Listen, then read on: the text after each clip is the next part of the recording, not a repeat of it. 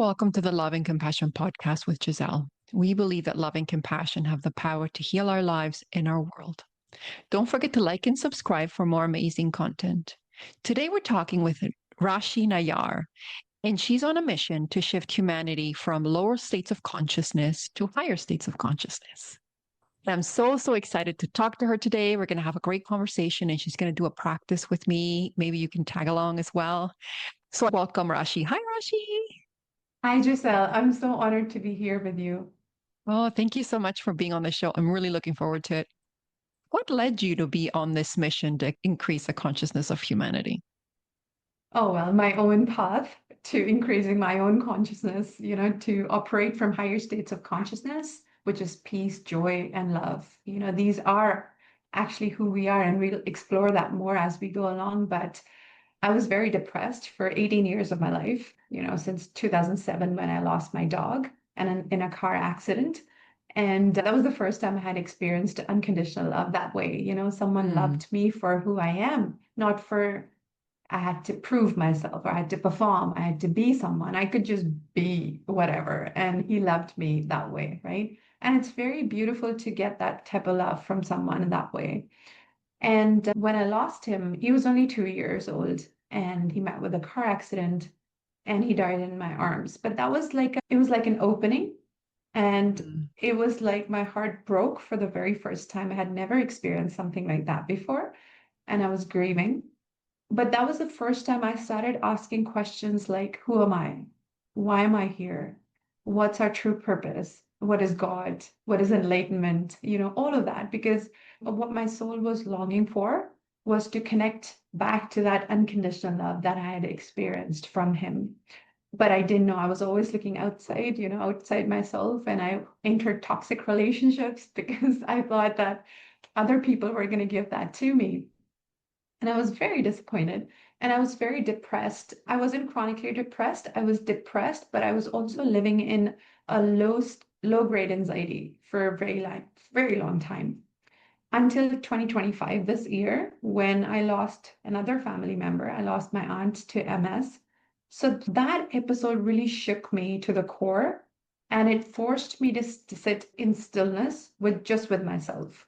Like no more reading books, no more going outwards, right? Because that's what I mm, always did. I would go to a spiritual retreat. I would, go outwards, read books, do therapies, do coaching. I did a lot of work, technically, a lot of healing work. And maybe that was required, but nothing really significantly changed. I was still the same. I was still living with mm, low grade anxiety and I was still the same.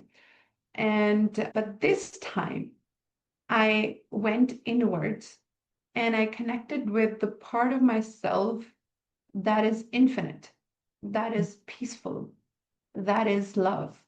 And I realized that everything that I thought about myself or the identity that was carrying was actually not who I truly was or not who I am. The identities or the masks that I was wearing, the mom, the entrepreneur, and the yeah. aunt and the friend, all of those were really masks and identities that I was carrying.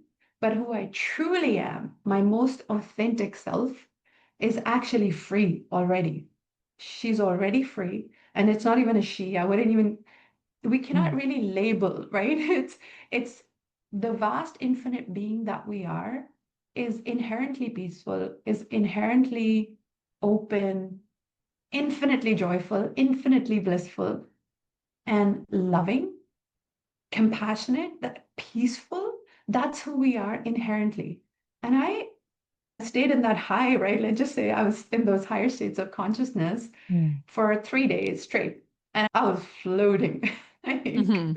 Yeah. I was so high. But then came the dip. I whoosh, went down. The Mm, anxiety was back again. And I was like, wait, I thought I was enlightened. yeah. I did it. What But happened? no. Yeah. But that is what's supposed to happen because now I could see the contrast, right? I had experienced something Mm, so profound, and now there's the contrast or the lower states of consciousness, which is fear, anxiety, lack. I was back. I was back in the fully humanness, the human part of me.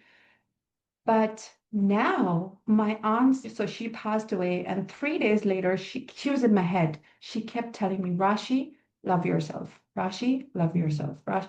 It's like it was constant. And I realized that I didn't love the parts of me that were so-called dark or negative. I was trying to get rid of anxiety. I was trying to get rid of the darkness. Right? I was trying to resist whatever I was experiencing in the moment. And that was profound because now my only job is to love myself unconditionally in all parts of myself. The shadows, they call it in the psychology, but I realized that the parts that I'm trying to get rid of, the anxiety, the so-called depression, the low-level depression that I was constantly feeling, the numbness or the sometimes just sadness, like it would just come up. What if I fell in love with those parts of myself? Then what would happen? And that became the journey, that became the practice. And when I did that, I no longer resisted those. So it was just the experience and me in love with what is, right? Whatever the experience is. And now I'm whole. Now I'm not broken.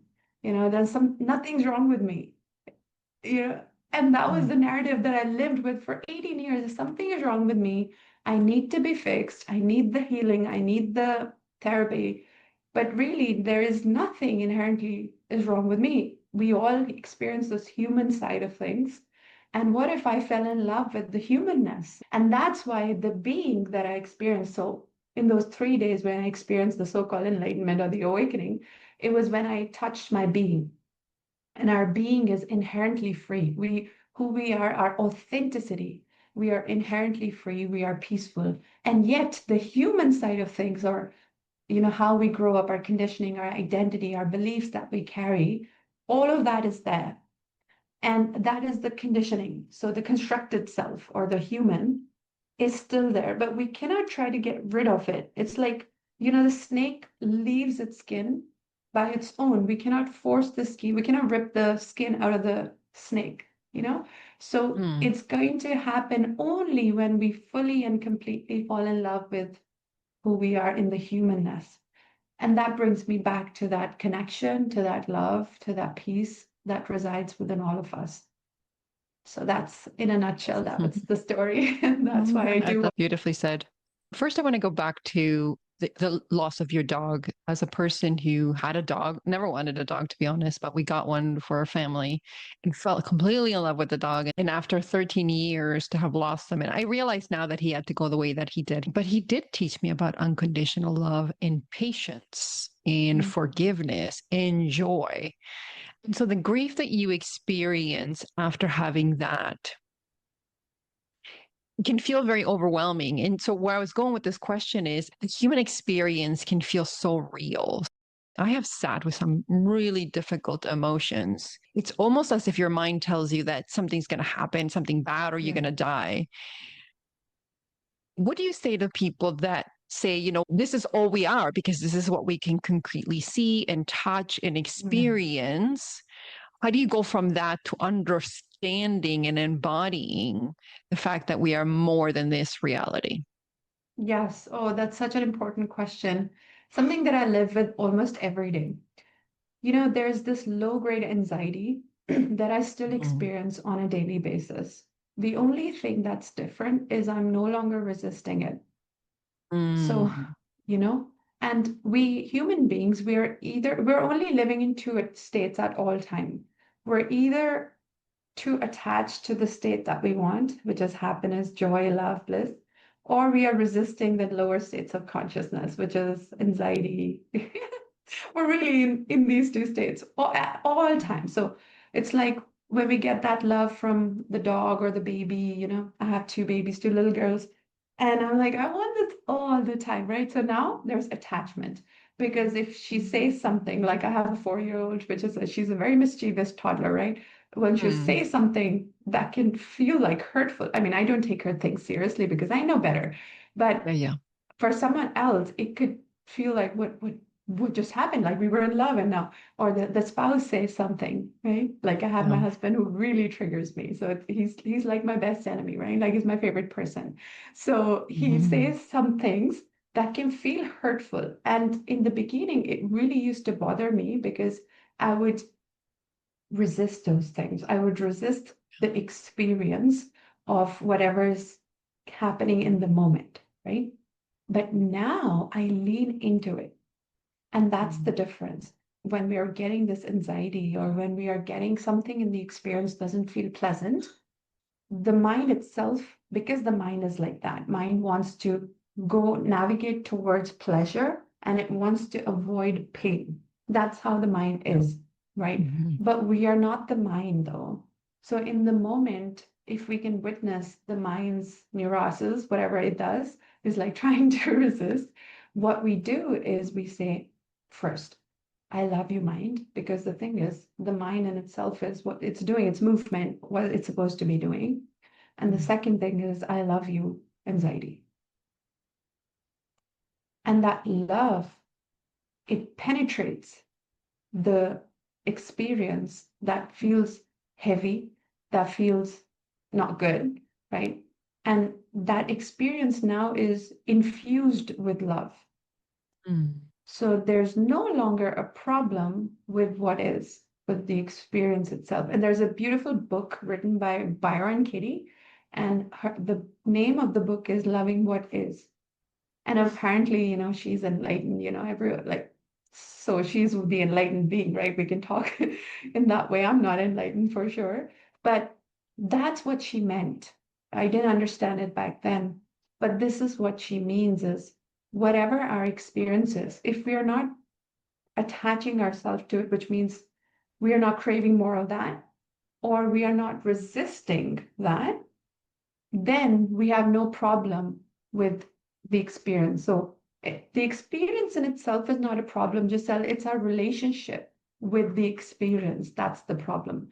So the anxiety in itself is not a problem. It's how I relate to anxiety, how I see it.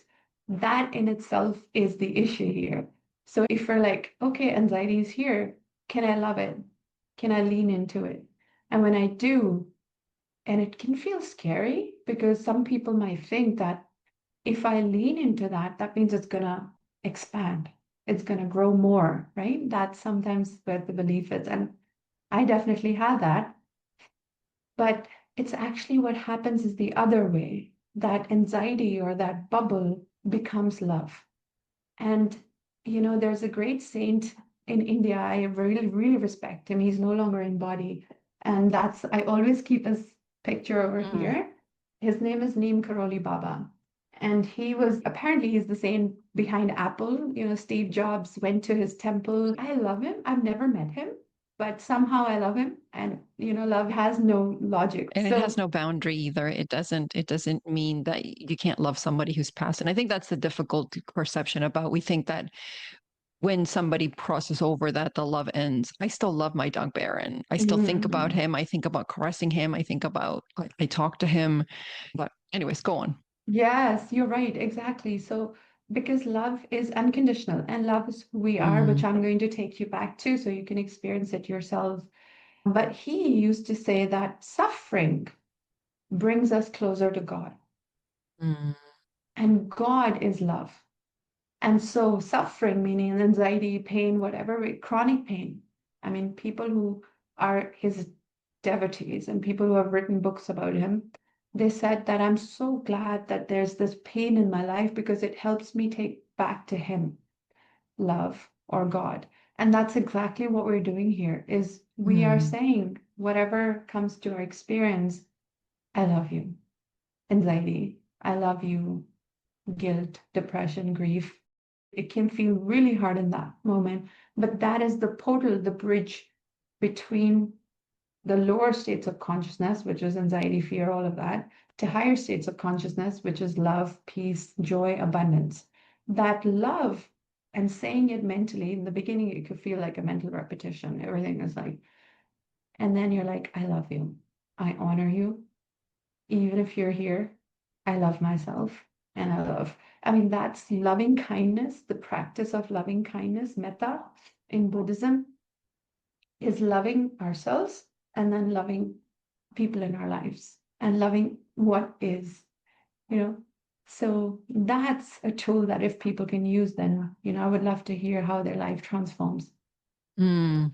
Yeah, it's definitely something that I use myself. And what I realized was that the more love I had in my heart for myself, the more it overflowed to other people. Like I didn't need them to be different. I didn't need them to change because I didn't need them to give me anything. I really resonated with what you're talking about resistance.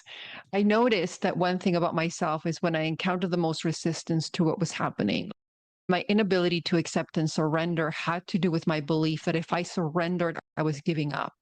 I was Mm, accepting what is, that it's like saying that there is no hope or no chance. I didn't mm-hmm. realize that the deeper thinking behind my resistance had to do with that this has power over me. So if I give into it, it'll take me, it'll do what it wants to do. And so Correct. when I let go of that story and allowed myself to surrender, there was a level of peace, but it was hard to get there. I just want to acknowledge what you're talking about Yes. is so brilliant, but it can feel really challenging. And it Yeah. doesn't have to, but it can.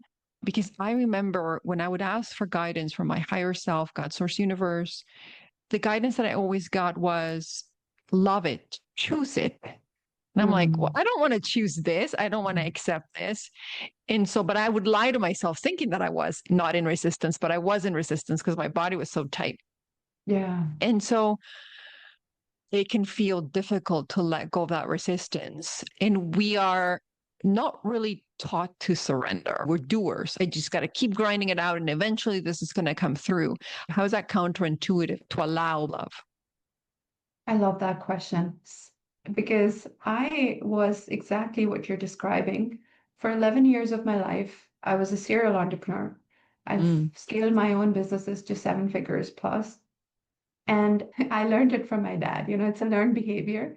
You keep yeah, pushing through, you just keep doing, and that's discipline yeah. and consistency. Like those words feel really good, discipline, Mm-hmm. consistency. But it didn't feel good to my body, Yeah.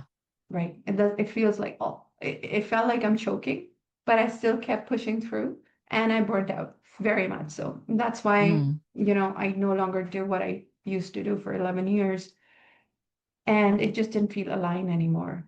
I wanted to open my mm, heart. I wanted to lead from the heart. So to answer your question, Giselle, when you say that you're the doer, I want to take you into this is again a constructed identity, yeah. right?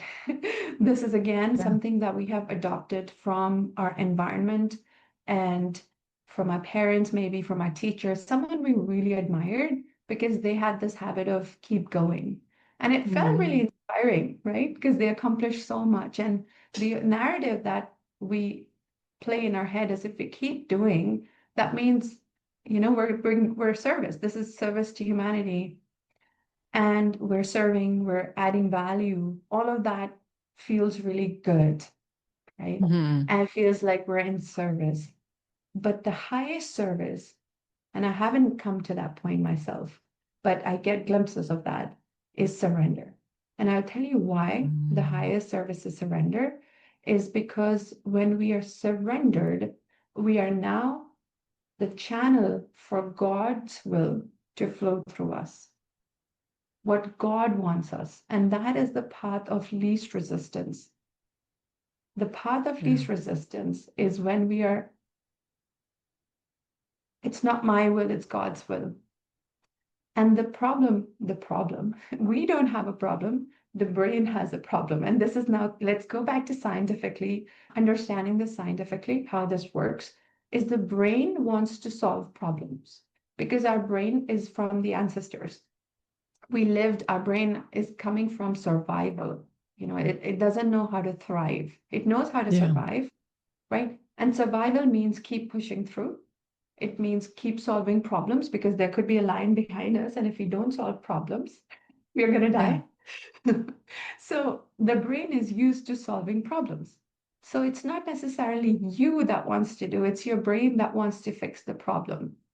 So Mhm. once you understand who you are, then you don't relate to your brain as yourself. And that's what we do, is we relate to our brain's mechanism or our mind's workings as ourselves.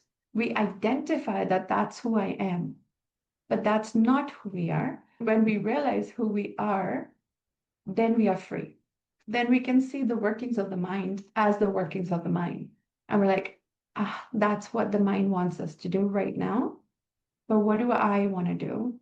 Which means which I'm going to take you to, let you experience that for yourself. So we can do that whenever you're ready. Yeah, of course. I just wanted to mention a couple more things. In my life, surrender has been so fundamental. It's Mhm. led to some magical things happening. But what I noticed was that on the things that mattered the most to me or I had the most limiting beliefs about, surrendering is really difficult. I could surrender like Mhm. small things or things that I believed could happen, but the Yeah. things that were bigger than I thought I could hold in my container, I had a hard time really releasing or surrendering. Mhm. And so for me, the whole concept of surrendering has been a minute by minute, step by step by step. I'm Mhm. surrendering a little bit more because people think, oh, I just surrender and then it's good. But if you No, have limiting beliefs it's a around it, practice. surrender can feel really dangerous. It can feel unsafe. And that was one of the things that the word that came up for me every time I tried to surrender about the different things I was surrendering about. It's like, this feels unsafe. This feels unsafe. So, like you said, being able to soothe your mind in your emotions and saying, you're safe. We got this. Mhm. We're just taking a baby step. That for me has gone a long way. I continue to surrender more and more every single day. Mhm. And it feels so good to not feel like you have to carry the whole world with you, that you have God, source, universe helping you. And usually things turn out way better than I even anticipated. But here's how stubborn I am, or this ego person is. That should have been enough.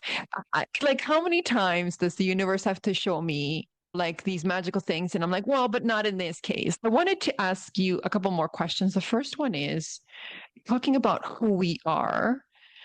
I've heard many people that say that we are God because everything is God source energy. We are God. We are made from that, from the same source, and that God's will is our will and our will is God's will.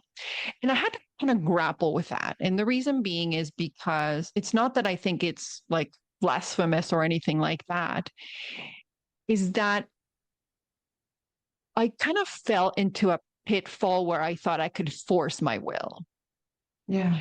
rather than being like, what's my genuine will? What's my genuine identity? And if I Mhm. truly believed it, I wouldn't be resistant to anything. If I truly believed I was a creator of my life, of my thoughts and emotions, and God was working through me, and I'm made up of the same juice as everything else, then I wouldn't resist anything in my life. I would just choose something else. Just curious Mhm. as to your thoughts about that. Wow. Again, this is amazing because yes, we are God, but yes, we are also humans. You know, Mm-hmm. God gave us this body, very limited body, right? I mean, where I come from, the Hindu culture, in our religion, we have flying gods. You know, there's a monkey god called Hanuman. I don't know if you've heard of him. He used to No, fly, right? And so he has no. completely crossed the gravity, right? He's broken all Mm-hmm. the laws. So Neem Karoli Baba, he was apparently the avatar of Hanuman because he could be in three different places at the same time.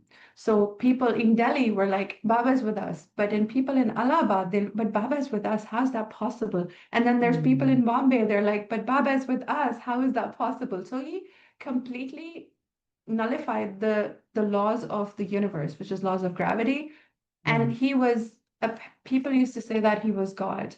And so he had commanded or he had done a lot of tapasya or sadhana, which is a lot of the yogic practices to come to that. But we don't do that. You know, we're mothers and we live in a household. So obviously we don't have that luxury to, meditate first Yeah. since morning until night. We can't do that. Yeah. So right. So we have to we have to understand that we are limited in the body sense, but we are also unlimited with our mind sense, that what we can think, we can create. So in that Mm-hmm. sense, yes, we are God, but yes, we are also a human being. So The ego in itself is not a problem. That's what I Mm, wanted to say, is ego in yeah. itself is not a problem as long as we can witness, stay as the witness, and we can witness the Mm, ego play out. yeah. Ego meaning the constructed self. And also, if we talk about the brain has a certain neurological pathway, a neural pathway that has been established. And the non-dualistic teachings, the Advaita, they call it the spider web or the veil. The Christians call it the veil. And it's the neural pathway in the brain that has been established as our identity, our beliefs, our thoughts, our Mm, perceptions, all mhm. of who we think we are, the constructed self or the ego. We are getting away from that, you know? And at Yeah. least I have 39 years of that to get away from that, to collapse that completely, and to come to higher states of consciousness, which is Yeah. completely a new neural pathway establishing. That is a muscle. It's almost like lifting weights in the gym. It takes practice. So this is a practice, and like you said, the surrender is not a one thing. I mean, Yeah. I think Eckhart told he's written about this, that the surrender just happened and it just disappeared. Right. And he became enlightened just like that, which I thought I had experienced before. But there Mm, are some beings that have experienced that and they stayed in that bliss and that joy. I don't know what that is to feel like. For me, it's a practice, and I don't have a problem with that. I'll tell you yeah. why. Because I'm able to see the constructed self and the neuroses that come with the constructed self firsthand. You know, Mm, I want to see it like that. I want this to unfold as it is unfolding, because then the suffering, the ego, is a portal. It becomes an invitation to come back to myself every single day. Every single day. Now I'm a conscious creator. I'm consciously choosing to return to my original state, which is peace, which is love, which is joy, which is compassion. There's a part of me, the ego, and I can still hear the voice be like, "Are you kidding? Do you not want to be enlightened? Like, forget about all of this." I'm no longer chasing it. For 11 years, I mm, did chase the enlightenment. It becomes the shiny yeah. object, right? As we are Mm, chasing the seven figures, we want to be a millionaire. It's the same thing with spiritual money, which is enlightenment. Everyone wants that. But what's the problem with us right now? What if there is no problem with us as we are? mm, That's, what if the way you're surrendering is the way you're surrendering, is the way you're being, is the way you're healing, is the way you're healing, is exactly how it's supposed to be? It makes you whole and complete. It's how the creator wants to experience herself through you with all the mess. It feels very messy. But what yeah. if that's how it is supposed to be? And that is what is like, if you're not resist surrendering, that's perfect. No, no problem with that. So we can have a spiritual identity as well. Spiritual people are high, right? That's all of the identity. They're not supposed to resist, they're supposed to surrender. That could be a constructed self as well. So what the invitation here is to just live as yourself completely, and to love yourself and meet yourself where you are. And I think you're doing a great job at that, Giselle. Thank you. You mentioned spiritual people. I feel like what I chose to come here to learn was really to learn about love, like Mm, true unconditional love and compassion. And I understand it. I can say to you, we must love all, including those that we deem as our enemies. In fact, some of our enemies are our best friends because they are helping us remember who we are. correct. And yet, there is a small part of me that still believes that some people that behave in negative ways that are very hurtful, that they should be fought, or that we should fight injustice and fight oppression, even though to me that's just another level of resistance, right? But there's like this little me, this little kid me, because of her family dynamics, that still sees somebody as like somebody needing that saving and other people needing Mm, to be less selfish. And that's what I'm grappling with, to create a true loving equitable, compassionate world for all, I have to emphasize the all. Yeah. It has to include those who are most hurtful. It has to include people Yeah. who are hurting other people. And so I think that's the thing I grapple with. On the one hand, I can understand that we're not really this reality, that this is just sort of like a play, Yeah. right? And yet at the same time, it's hard for me to witness the suffering of people who are don't believe that or are not experiencing that, and to see people suffer on a daily basis. Yeah, exactly. Exactly. Very, very powerful what you just said. And I want to ask you a question here. You said there's a part of me that still doesn't really like that. You know, Hmm. there's a part of me that doesn't really, that's resisting. My invitation is what would happen if you really fell in love with this part of yourself that's not loving? Mm-hmm. Because then there's freedom to really be, we include all dualities within us. We do. Mm-hmm. We are the saint and we are the sinner. Because the seed of whatever the other sinner is doing is within us as well. It's just we're not choosing to act on it. That's all we're doing. But the seed is Mm-hmm. there. I mean, we still get negative thoughts. I remember I used to get thoughts like hate, hating other people. I would get jealous of other women, like all of that, right? So Mm-hmm. apparently less than holy, less than saintly, right? That's who I am. What's the problem with that? That's the thing. If I can accept and love the parts of me that don't feel so holy, that don't feel so loving, then what would happen? Then I'm free, Mm-hmm.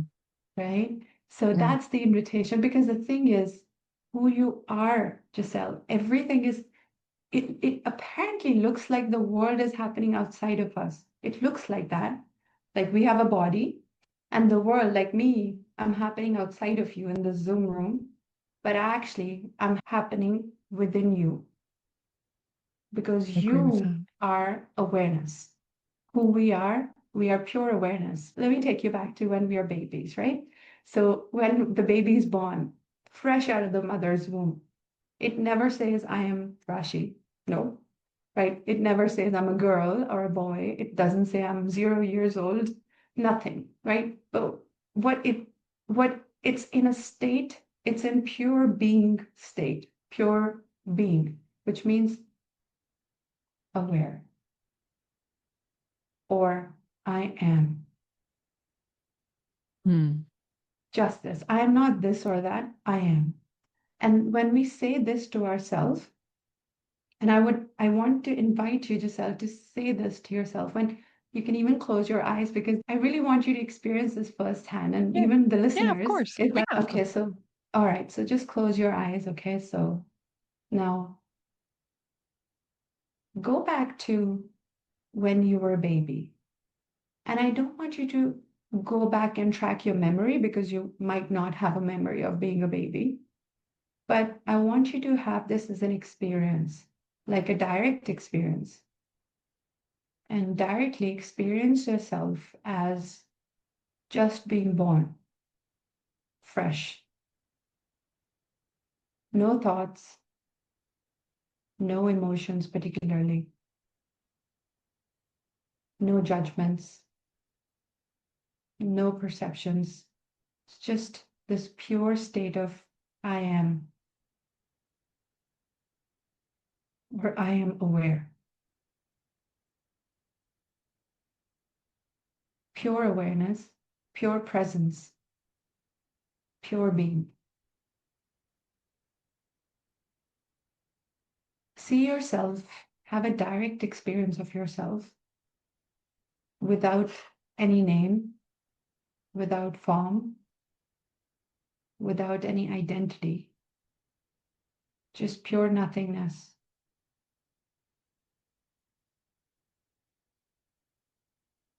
And let me know when you're there.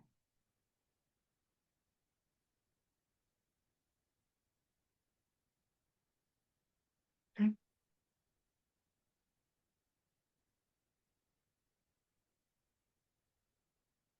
I'm there. Okay. So stay as you are. This is your original nature, original state of being. Stay as you are. If any thought arrives or comes to your awareness, you can just ask it to wait outside. We'll ask it to wait outside the Zoom room for a bit, and we can take our thoughts later on. We can pick up our identity later on. You can pick up your name, beliefs, everything later on. But for now, just stay as you are. I am. And now I'm going to ask you some questions about your true nature. So, as you are, just the state of I amness, just pure awareness, are you inherently peaceful or you're inherently disturbed? Peaceful. Mm-hmm. Yes. Okay. So, as you are, I am. The other question is, are you open or you're closed?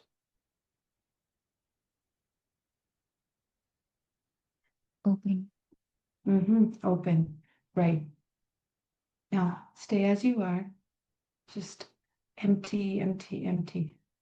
Stay as the awareness that you are. Now, as you are, the next question is, do you have an age?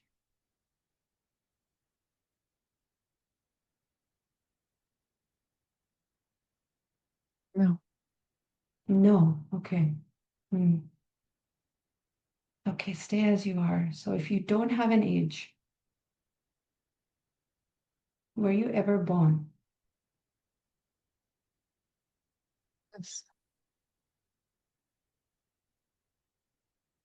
And I want you to even bring your memories out. So take your memories outside the Zoom room, keep them out, and just stay as you are. Come back to just pure awareness.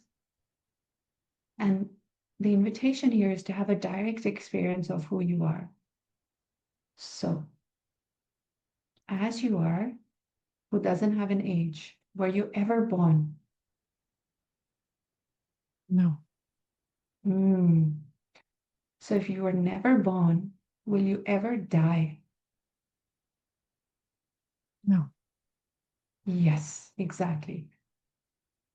And stay as you are. We're going to go deeper. When you stay as you are, direct experience, are you finite? Which means, can you be put into a box like a body?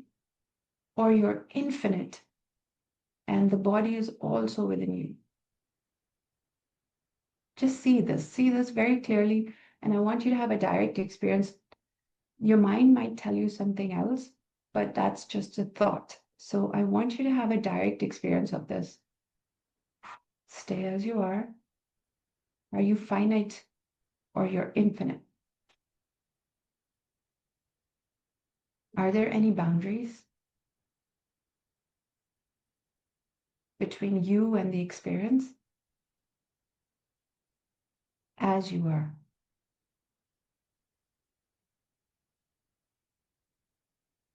No.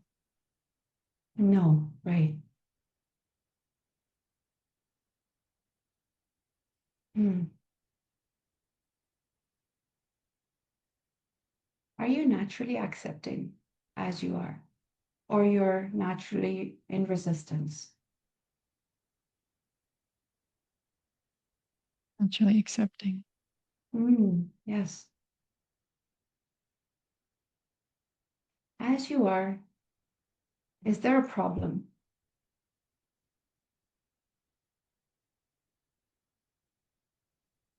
No, there are no problems. There are no problems. So, as you are you whole and complete?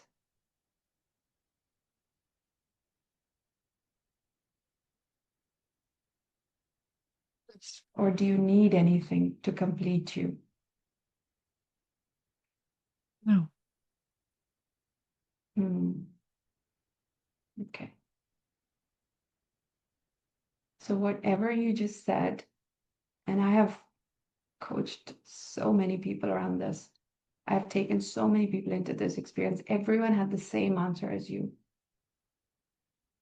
So, who we are is this infinite being that is inherently peaceful, that is inherently infinite, eternal, which means doesn't die, was never born,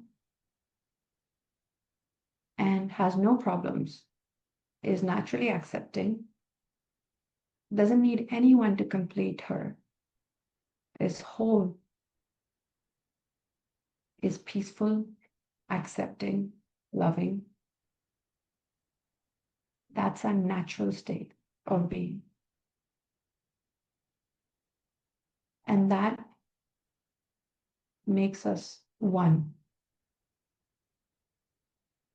That's who the other person is as well. And if you stay as you are, there's a last question I want to ask you. Come back to I am. Do you even need God to fulfill you here as you are? No. So you need no one to complete you because in itself you are inherently complete. So just now we're going to come out of the experience and you can just take your time, just maybe rub your hands and slowly, when you're ready, you can open your eyes. It's interesting because when I was in this class, I had an experience where I went into meditation and went into that same void. And it was like nothing I'd ever experienced. I don't think I've ever shared this in this podcast. It was like I wasn't my body, I wasn't anybody. And I had pretty bad anxiety in those times. And I didn't have anything. I didn't have anxiety, I didn't have anything. But I didn't want to return. And so I guess whoever was leading the class had to kind of bring me back. And I was really skeptical in those moments. And so I thought, well, maybe this is my imagination. Until I got home and the babysitter kept saying that my daughter was hysterical because she kept saying, Mommy isn't coming back. She isn't coming back. Oh. And so, yeah, so that was interesting. And so I thought to myself, oh, I don't ever want to go that deeply into anything so that I don't like the choice not to come back. And so I've been trying to go to that void, but it was surprisingly easy. I think what helped me was really like you said, keep your thoughts at the door. And that was helpful. It was surprising how much I could just not think of something. And then when I observed myself thinking something, I could just say, no, go back to the door. But I was also at one point wanting to not even like listen to your questions either. I was just going to be like, okay, I wonder if I should keep everything at the door. But then when I let your questions in, sometimes then I would move to something else. Then I would go to a thought, which means I had to go back and go, nope, you got to go back to the door. Yeah, but that was great. And it's so surprisingly simple to remember. I just find that sometimes like to go back and hold on to those identities of like, oh, this is hard, or I'm get stuck in anxiety. Yeah, sure.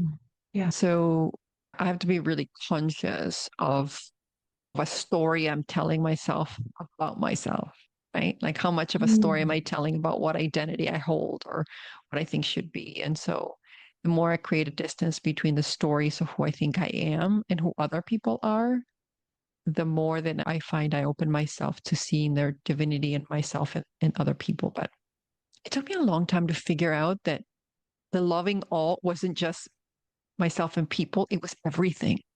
It was those things that we struggle with, all of it. Yeah. And there's certain parts of the journey that I'm learning to love more. Like what I was talking about, seeing children suffer. It's hard to bear as a human, quote unquote. Yeah. And yet I have to remind myself that that doesn't mean I don't do the things that I came here to do. This is why my mission is not just to learn to love for myself, but also to share that with others, whether it be helpful for them or not from a place of I need you to change, but from a place of like this could be helpful to you. But it's an interesting journey, isn't it? It is. And, you know, it's hard to bear witness to the suffering of other people. And that's because we love Yeah. so much, Yeah. right? And it is hard. But the thing is that sometimes we get into the trap that, we are supposed to be loving people, so we should be loving everyone, right? Mm. And when someone is doing less than loving things, we are like, oh, but I'm supposed to be loving person. I mean, I have this podcast called Love and Compassion, and I'm like, right? Yeah. But those parts of us require the most loving. There are Mm. times where, and this has been the hardest for me because my husband, like I said, is my biggest Yeah. frenemy, right? And he Yeah. really triggers me. He shows me where I'm not free Yeah. yet. So Mm. he says something, and I'm not loving him in that moment for sure, Yeah. because he's pushing too many buttons and I'm like out of it. And the thing is, I have learned to love myself even when I'm not loving him. Now there's no Mm. resistance. Now I can see the neuroses of him and me, and there's no problem. So No. he says something, and then, it's so interesting what happens. Recently, it started happening is when I'm like, all right, I love you, even if you're not loving towards him. In that moment, there's a shift. There's a very subtle Mm. shift. It's very subtle. And now I'm not taking him so seriously, Yeah. all of this, the thing. And then he sees that I'm not taking it serious. And it's very much in the heat of the moment, right? And he sees that, he sees presence, that I'm just quiet and I'm pouring love on myself right now. And Mm. somehow, because the lens at which I'm seeing myself is changing, the lens at how I'm seeing him is changing at the same time. And now his lens at how he sees me and himself changes in that moment. And then he would laugh out of nowhere. And and the whole serious thing becomes a funny thing now. And that's the interesting part is what the highest service we can do to humanity is to love all parts of ourselves, the non-holy Love that. parts, the non-loving parts. If we can love those parts in which we like, I shouldn't be like that. Oh, actually, you know what? What if you love the part of you that's being like that? Because who you are is inherently peaceful, it's inherently loving, it's inherently accepting. So in that moment, whatever is not accepting is the ego. So the invitation here is to love the ego, the constructed self. Only then we can be free. Only then we can be free to be who we are because the ego dissolves in that. When it's seen, with the light of awareness shines on it, it's seen, and the constructed self is gone in that moment. And then the Mm. constructed self comes again. So this is a practice. And at Yeah. some point, we're like, the Buddha used to say, we're like bodhisattvas. We're walking people home. That's why we are here in this world, is we're not the Buddha yet. We're not in like, because then we're away from the Maya or the illusion, but we're part of the illusion so that we can take people home together. We're walking each other home. That's what Ram Yeah. Dass used to say. Yeah. I And love that. I love yeah, that. Hmm. I'm doing something called Kriya Yoga. Have you heard of it? Kriya Yoga Yeah. with Yogananda. Yogananda Yes, is it Yogananda. Yeah, that's right. Yeah. right? I just Oh, started. Yeah. I've heard of it, but I've never done it. So how is Yeah. that going? Fabulous. I just started, but it's interesting. Sometimes even very short practices have a big impact. Mm. It's really interesting because you don't think like you're doing anything. And to be honest, I came into it a Yeah. little bit skeptical in terms of like, I'm used to meditating for 2, 3 hours. And I think you're supposed to be Wow. doing like an ongoing because I'm just learning it. I'm just starting with little practices, but the little practices have been really powerful. It's the little ones that are more powerful. The act of loving oneself and seeing parts of us, it requires a very high level of self-awareness. It's just Yeah. like we're catching ourselves just before the ego has Yeah. started to take control. And that practice, I feel, if we can do it in action, because we live in such a busy life, right? Yeah. It's a luxury to even sit in meditation for so long. It's so I mean, it's a privilege almost like these days. I wish I Yeah. could go to these 10-day Vipassana meditation retreats and just like, Me too. I want to go to India.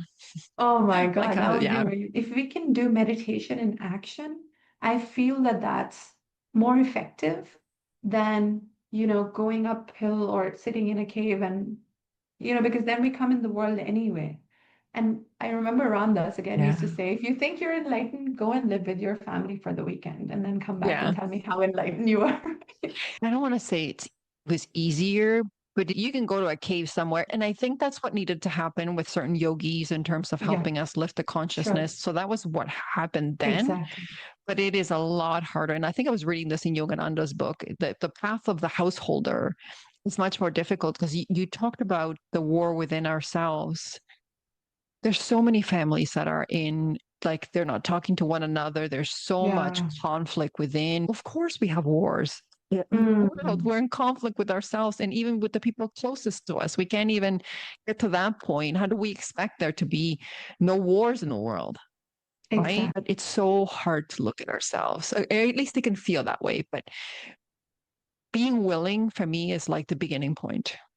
I just That's have to it. be willing.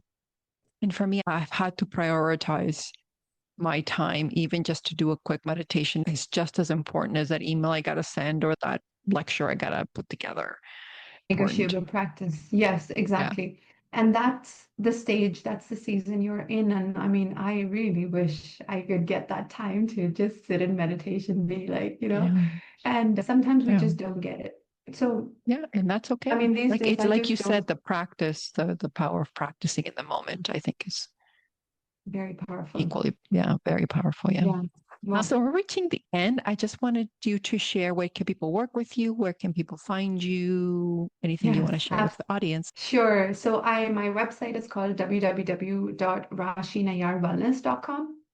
And there's an app that I have for people over there. It's a free app they can get download. It helps them return to who they are. And Mm. there's a series of questions that can take them to just pause and reflect on. And then the answer comes before there's guidance and then there's a specific meditation. So if people can find time to access that, and then there's different options, ways people can work with me. But I really want to get this app in as many hands as possible. I'm also writing my first book, which is called Nice. Living from Your Highest Frequency, which is, Mm. love, right? And it Mm. really talks about these lower states of it's everything that we talked about today. And Yeah. there's tools that people can use, in daily life when they don't have time to meditate, when they don't get that peaceful moment to themselves, is to retreat within themselves on a moment to moment basis. I love that. Yeah, so go back to that peace because we are peace as we explored Mm. right now. So it's the moment to moment returning back to who we are is what really can free us, can liberate us, and can really help us take bigger actions in this world. Without otherwise, some people can freeze and stay in anxiety for years and nothing's happening. So if we Yeah. can live with those lower states of consciousness, but have no resistance to them, Hmm. automatically we're in higher states of consciousness. That acceptance in itself takes us to higher places. From there, we are doing service, we are making an impact in the world without really judging ourselves because we are our biggest inner critic. So, Hmm. yeah.